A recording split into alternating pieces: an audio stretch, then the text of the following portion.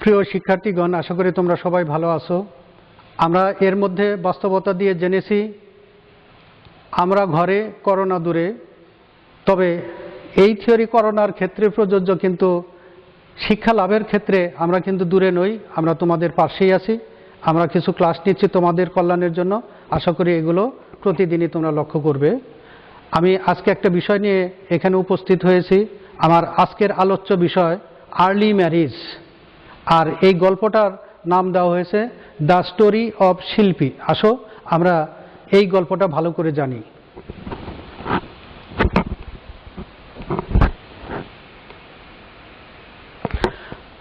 আজকে যে আলোচনার বিষয়, সেই বিষয় থেকে আমরা কি কি জিনিস লক্ষ্য করব, আসো আমরা একটু দেখে নেই। আমি দেখিয়েছি লার্নিং আউটকামস, অর্থাৎ আজকের লেসনটা যদি আমরা খেয়াল করি তাহলে কোন কোন জিনিস সম্পর্কে আমরা জানব। Know the definition of early marriage, বাল্য বিবাহ কি, এটার সঙ্গে আমরা দিতে পারবো। Learn about the impact of early marriage, বাল্য বিবাহের যে ক্ষতিকর প্রভাব সেটা কি। Learn about the role of empowerment group, যারা মানুষকে সুযোগ সুবিধা দান করার জন্য উৎসাহী করে এবং সচেতন করে, সেই গ্রুপগুলোর ভূমিকা কি। অর্থাৎ এই যে আর্লি ম্যারেজ তার সম্পর্কে যারা জানায় এবং প্রশিক্ষণ দেয়, তার হাত থেকে রক্ষা করে, এই গ্রুপটাকে আমরা বলছি empowerment group. Know about Shilpi's husbands advanced decision, তাহলে শিল্পী বিয়ে হয়ে গেলে তার স্বামীর যে চিন্তা চেতনা বা সিদ্ধান্তটা কেমন ছিল সেটা সম্পর্কে আমরা জানব। Know the common concern of parents, আর আমাদের সমাজ ব্যবস্থাতে বাবা মায়ের মেয়ে সম্পর্কে কি উদ্বিগ্নতা তা সম্পর্কে আমরা জানব। প্রিয় শিক্ষার্থীবৃন্দ, আসো আমরা লেসন আলোচনার পূর্বেই এই গল্পটা সম্পর্কে একটু ধারণা নেই। আমরা জেনেছি যে শিল্পী হলো 15 বছরের একটা মেয়ে, তার স্কুল লেভেলে পড়ালেখা করার কথা, অথচ এই বয়সে তাকে বাবা মা বিয়ে দিয়ে দিলেন। আর আমাদের দেশের বাবা মা সচেতনতার অভাবের কারণে তারা মেয়েদেরকে শিক্ষিত না করে তাদেরকে যত তাড়াতাড়ি বিয়ে দেওয়া যায় এই চিন্তায় ব্যস্ত থাকেন। তারা ভাবেন একদিন আগেও যদি বিয়ে দেওয়া যায় তাহলে তাদের যে খরচ হবে সেই খরচটা থেকে তারা রক্ষা পাবে। এভাবে একজন মেয়েকে সমাজে নিগৃহীত করা হয় এবং সেই সাথে তার যে সুযোগ সুবিধা, সেই সুযোগ সুবিধা থেকে বঞ্চিত করা হয়। আমরা এই গল্পে সেই একজন মেয়ে শিল্পী যার নাম, সেই শিল্পীর জীবন কাহিনী সম্পর্কে আমরা জানব, আর সেখান থেকে বাল্য বিবাহের যে ক্ষতিকর প্রভাব সেটা সম্পর্কে আমরা অবহিত হব। আসো প্রিয় শিক্ষার্থীরা, আমরা দেখতে থাকি। আজকের আলোচিত গল্পে আমরা যে গল্পটা জানলাম, সেই গল্প থেকে কিছু নতুন শব্দ আমরা পাবো।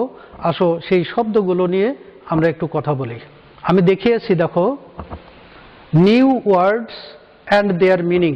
তাহলে এই শিল্পী নামক গল্পে আমরা যে নতুন নতুন শব্দ পেয়েছি সেই শব্দগুলো সম্পর্কে আমরা একটু ধারণা নেই। আমরা এখানে দেখিয়েছি practice. Early marriage is a common practice in rural area. তাহলে প্র্যাকটিস বলতে বোঝাচ্ছে ট্র্যাডিশন, মানে কি ধারাবাহিক একটা প্রচলিত নিয়ম, যে নিয়মটা সমাজে পরপর চলে আসছে। তাহলে আমাদের সমাজ ব্যবস্থাতে অতি অল্প বয়সে মেয়েদেরকে বিয়ে দেওয়া হয়। এই যে প্র্যাকটিসটা, এই যে ধারাবাহিকতাটা, এই যে নিয়মটা, এটাকে আমরা বলছি ট্র্যাডিশন। অর্থাৎ আমাদের সমাজ ব্যবস্থাতে অল্প বয়সে মেয়ে বিয়ে দেওয়ার যে প্রবণতা সেটা লক্ষ্য করা যায়। তারপর আমরা দেখব এম্পাওয়ারমেন্ট, যার অর্থ অথরাইজেশন। আমাদের সমাজ ব্যবস্থাতে, আমাদের দেশে বা আন্তর্জাতিকভাবে যারা অবহেলিত অথবা যারা অসচেতন, তাদেরকে সচেতন করার জন্য অথবা তাদের অধিকারকে ফিরিয়ে দেওয়ার জন্য তাদেরকে কিছু পরামর্শ দেওয়া হয়, প্রশিক্ষণ দেওয়া হয়। এই প্রশিক্ষণের মাধ্যমে আজকের যে আলোচ্য বিষয় আর্লি ম্যারেজ, এই সমাজ ব্যবস্থাকে তখন একটু পরিবর্তন আনয়নের লক্ষ্যে তারা বিভিন্ন ধরনের প্রশিক্ষণের ব্যবস্থা করে এবং মেয়েদেরকে তথা তাদের বাবা মাকে সচেতন করে। অর্থাৎ তারা তাদের মা যেন অল্প বয়সে মেয়েকে বিয়ে না দেন এ সম্পর্কে অবহিত করেন এবং তার একটা ভালো ফল তারা পেয়ে থাকে। তাহলে এই গ্রুপটাকে আমরা বলছি এম্পাওয়ারমেন্ট গ্রুপ। ইনক্লুড অর্থ দাঁড়াচ্ছে কম্প্রাইজ। ইনক্লুড বলতে আমরা বুঝি অন্তর্ভুক্তিকরণ।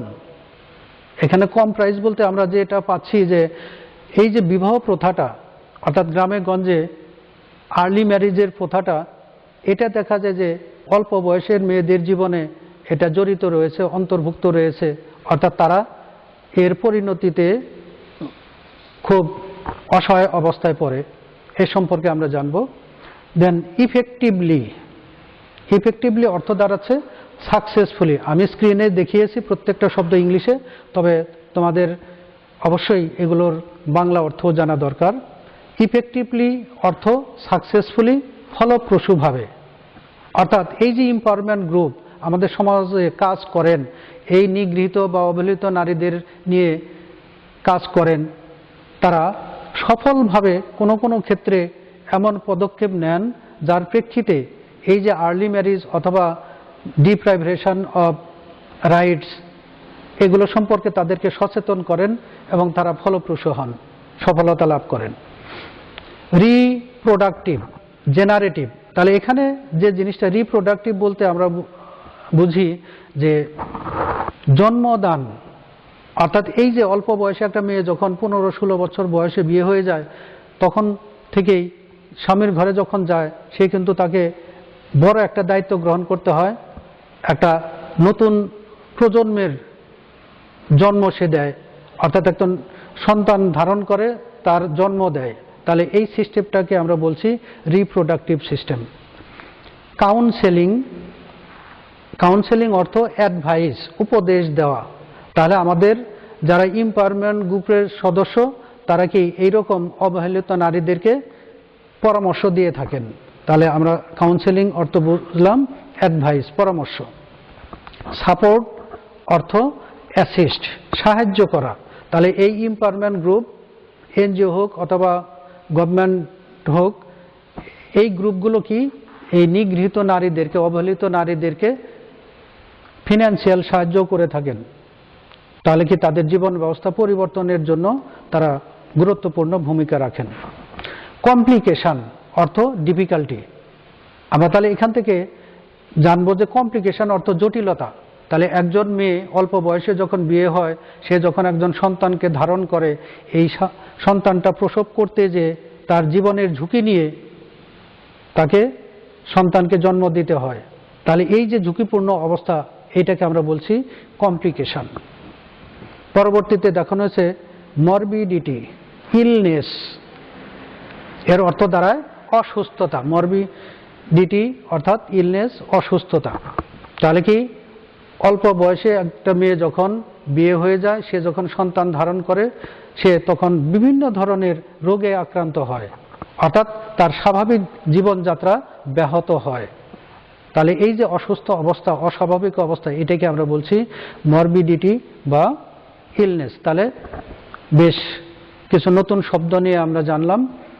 আশা করি এই শব্দগুলো বারবার প্র্যাকটিস করলে তোমাদের গল্পটা আরো স্পষ্ট হবে এবং শব্দগুলোর ব্যবহার জানবে।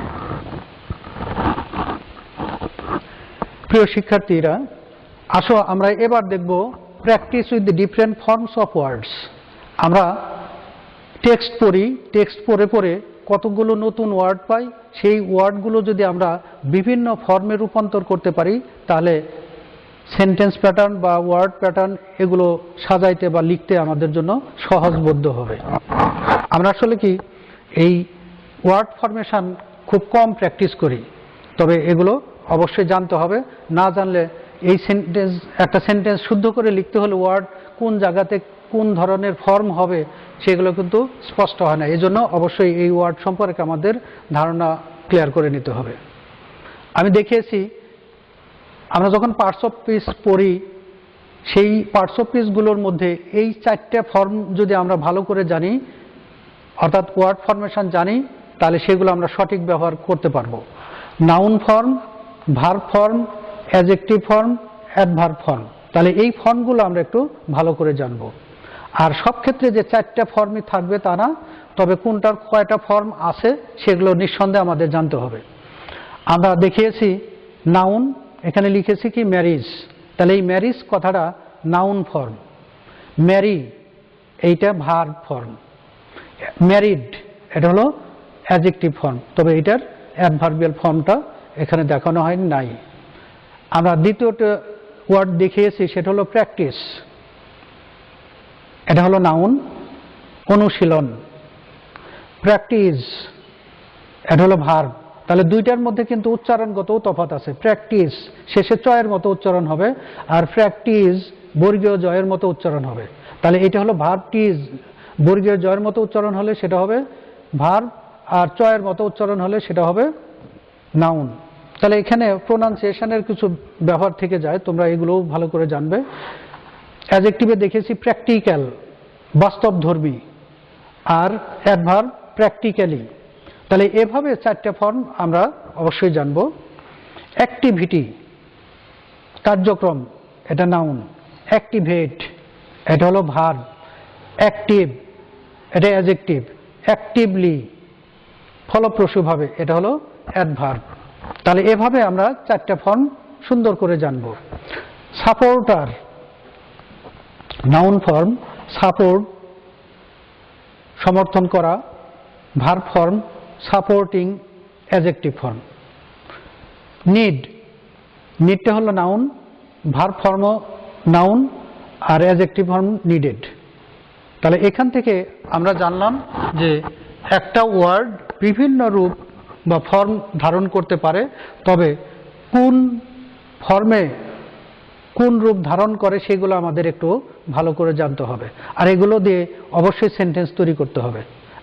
আর কোন ফর্মটা কোন জায়গাতে বসে সেগুলো সম্পর্কে যখন সেন্টেন্স অ্যানালাইসিস বা সেন্টেন্স প্যাটার্ন জানবো তখন আমরা একটু জানার চেষ্টা করব। তবে একটা উদাহরণ দিয়ে রাখি, এখানে লেখা আছে প্র্যাকটিস, এটাকে যদি নাউন হিসেবে ব্যবহার করতে হয় তাহলে কি হতে পারে? Early marriage is a common practice in rural area. Is a common practice, তাহলে এই প্র্যাকটিস কথাটা নাউন হিসেবে বসলো। Practice. We should practice English more and more, তাহলে এই যে প্র্যাকটিস এইটা আমরা কি ভার্ব হিসেবে দেখিয়েছি। Practical, we should be practical in our life, তাহলে এই প্র্যাকটিক্যাল কথাটা বাস্তবধর্মী বা বাস্তববাদী, এটা adjective. Practically, we should learn English practically, তাহলে এখানে প্র্যাকটিক্যালি কথাটা অ্যাডভার্ব। তাহলে এভাবে সেন্টেন্সের বিভিন্ন জায়গায় ওয়ার্ডগুলো বিভিন্নভাবেই বসে, কাজে সেগুলোর ব্যবহার সম্পর্কে অবশ্যই আমাদের জানতে হবে।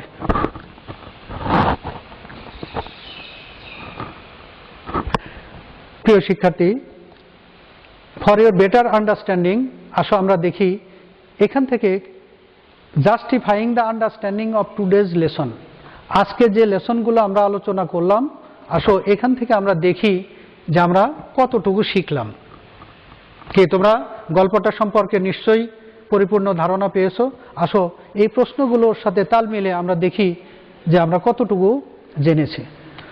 হোয়াট ইজ আর্লি ম্যারিজ, তাহলে এখান থেকে যে প্রশ্নটা আসছে বাল্য বিবাহটা কি, তাহলে আমরা গল্প থেকে জেনেছি early marriage is the common practice in rural area, marrying of daughters at early age. আমরা দেখেছি কি বাল্যকালেই একজন মেয়েকে যখন বিয়ে দেওয়া হয়, আর এই যে সিস্টেম, এই সিস্টেমটাকে আমরা বলছি early marriage. When a girl is married of early it is known as early marriage. তাহলে কি এভাবে আমরা প্রথম প্রশ্নটার উত্তর পেয়ে গেলাম। Number B, why did Shilpi became a victim of early marriage, Shilpi কেন বাল্য বিবাহের শিকার হলো? আমরা জেনেছি যে গ্রামগঞ্জে এখনো অল্প বয়সে মেয়েদেরকে বিয়ে দেওয়া হয়। বাবা মার প্রথম এবং প্রধান উদ্বিগ্ন বা চিন্তা সেটা হলো কত তাড়াতাড়ি মেয়েটাকে বিয়ে দেওয়া যায়। তাহলে আমরা জানলাম why did Shilpi become a victim of early marriage. তাহলে আমরা বলতে পারি as early marriage is a common practice in rural area and Shilpi was married off early, so she became a victim of early marriage. তাহলে কি যেহেতু গ্রামগঞ্জে এটা common প্রথা আর শিল্পী অল্প বয়সে তাকে বিয়ে দেওয়া হলো, কাজেই সে এই আর্লি ম্যারেজের যে শিকার বা পরিণতিতে পড়া তা আমরা দেখলাম। নাম্বার সি, হোয়াট ডিড শিল্পী ডু আফটার হার ম্যারেজ? শিল্পী বিয়ের পরে কি করলো? তাহলে আমরা জেনেছি শিল্পী একটা এম্পাওয়ারমেন্ট গ্রুপে অংশগ্রহণ করলো, সেখান থেকে আর্লি ম্যারেজের যে ক্ষতিকর প্রভাব সে সম্পর্কে জানলো, জানার পরে সে একটা সিদ্ধান্ত নিল তার স্বামীর সাথে যে না, এই অল্প বয়সে যদি সন্তান নেওয়া যায় তাহলে কি তারা আরও ঝুঁকিতে পড়বে, বিশেষ করে শিল্পী শারীরিকভাবে আরও ঝুঁকির সম্মুখীন হবে। তখন তার স্বামী তার সাথে সিদ্ধান্ত নিল যে না, তারা 5 বছর আর সন্তান নেবে না, তাহলে কি শিল্পীর জীবনটা একটু স্বাভাবিকভাবে গড়ে উঠবে। তাহলে হোয়াট ডিড শিল্পী ডু আফটার হার ম্যারেজ? তাহলে আমরা বলতে পারি আফটার হার ম্যারেজ শিল্পী went to an empowerment group, took training and got decision not to marry early, not to have children early. Number D, what is the aim of empowerment group? Empowerment group বলতে আমরা জেনেছি, তাহলে এই empowerment group এর উদ্দেশ্য কি? তাহলে আমরা বলতে পারি the aim of empowerment group is to make the rural unconscious women to be very conscious about early marriage and its negative impact on their children. Number E, how did Shilpi come to learn about the adverse effects of early marriage and pregnancy? আমরা জেনেছি যে শিল্পী একটা empowerment গ্রুপে গেল, সেখানে অংশগ্রহণ করে প্রশিক্ষিত হয়ে জানলো যে বাল্য বিবাহ কতটুকু ক্ষতিকর এবং যদি ওই বয়সে সন্তান নেওয়া যায় তার ক্ষতিকর প্রভাব। তাহলে আমরা উত্তরটা লিখতে পারি Shilpi came to learn about the adverse effect of early marriage and pregnancy from empowerment group and their training programme. তাহলে আমরা সেন্টেন্সটা কি বলতে পারি? Shilpi came to learn about the adverse effect of early marriage and pregnancy from empowerment group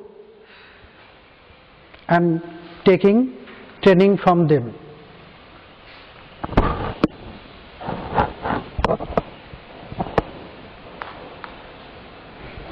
প্রিয় শিক্ষার্থী, তোমাদের জন্য একটা হোমওয়ার্ক রয়েছে, আর এই হোমওয়ার্কটা হলো write a paragraph on early marriage in Bangladesh. আমরা আর্লি ম্যারেজ সম্পর্কে জানলাম, শিল্পীর জীবন সম্পর্কে জানলাম, তাহলে আমাদের সমাজে শিল্পীর মতো কোনো মেয়ে যেন এরকম আর্লি ম্যারেজের শিকার না হয় সেটা আমাদের খেয়াল করতে হবে। আর তোমরা যা জানলে আর তোমাদের পরিবেশের প্রেক্ষিতে আশেপাশে যারা এই আর্লি ম্যারেজের শিকার তাদের জীবন সম্পর্কে জানবে এবং তাদের জীবন ব্যবস্থাকে কেন্দ্র করে যে টপিকটা আর্লি ম্যারেজ ইন বাংলাদেশ একটা প্যারাগ্রাফ লিখবে, এটা পরবর্তী দিনে আমাকে দেখাবে। শিক্ষার্থীবৃন্দ, আশা করি তোমরা early marriage and it's bad impact তোমরা ভালো করে জেনেছো। এটা সম্পর্কে তোমাদের বাস্তব জীবনেও প্রয়োগ করতে হবে। তোমরা কেউ যেন আর্লি ম্যারেজের শিকার না হও সে সম্পর্কে আগেই সচেতন থাকতে হবে, আর সে উদ্দেশ্যেই এই পাঠটা ছিল। আশা করি তোমরা বুঝতে পেরেছো এবং এর থেকে অনেক উপকৃত হবে। তাহলে এ বলেই আমার পাঠ শেষ করছি।